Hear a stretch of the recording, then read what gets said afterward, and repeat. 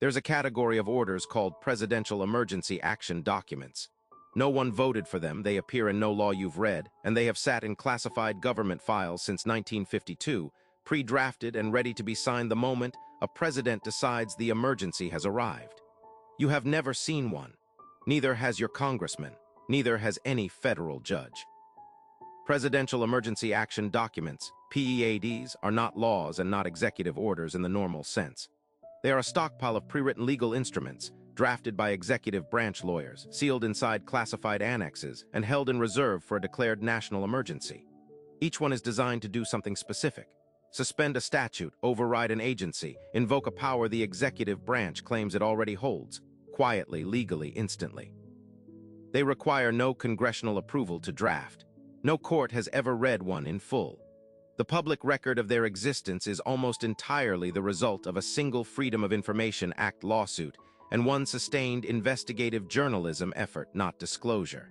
They began under Eisenhower.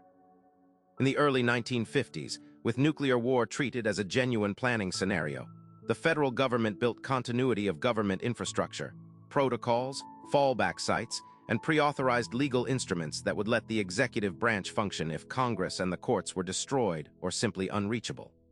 The reasoning was practical. In a genuine catastrophe, waiting for a legislative vote might mean waiting forever. But those instruments did not expire when the Cold War ended.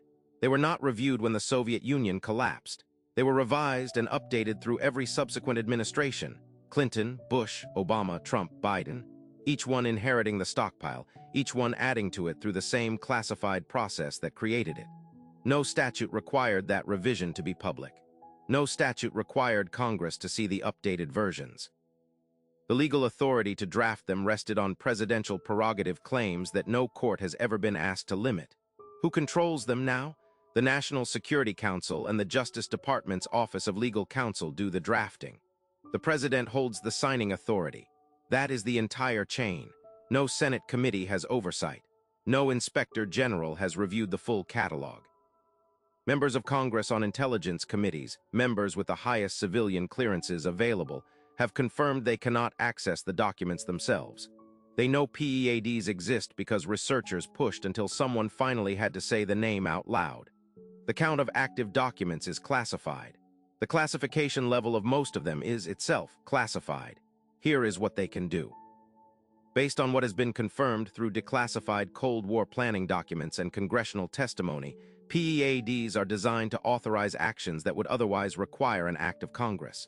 Suspension of habeas corpus, the right that requires the government to charge you or release you, is among the categories that continuity planners have historically addressed. Censorship of communications, nationalization of private industry. Suspension of the Posse Comitatus Act, the law that keeps federal military forces off American streets. Internment authority.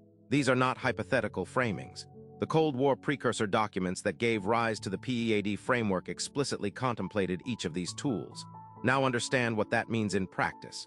If a president declares a sufficient emergency and reaches for a PEAD, the legal instrument is already written.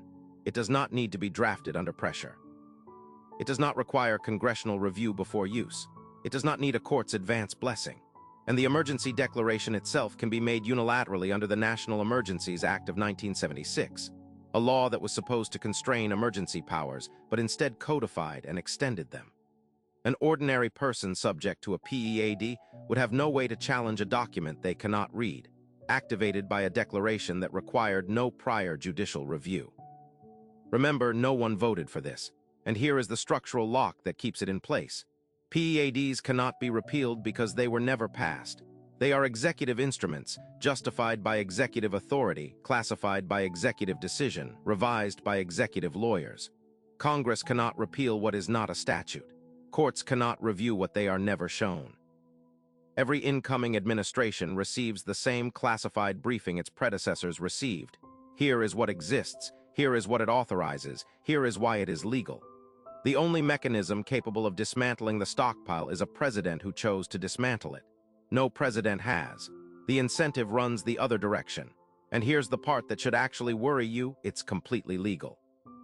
If this can exist, a parallel legal infrastructure, preloaded with instruments that suspend constitutional rights, invisible to the branch of government designed to check executive power, then the question is not whether this particular stockpile is dangerous. The question is what else operates on the same logic, because the PEAD framework is not unique in kind. It is unique only in that someone eventually said the name out loud.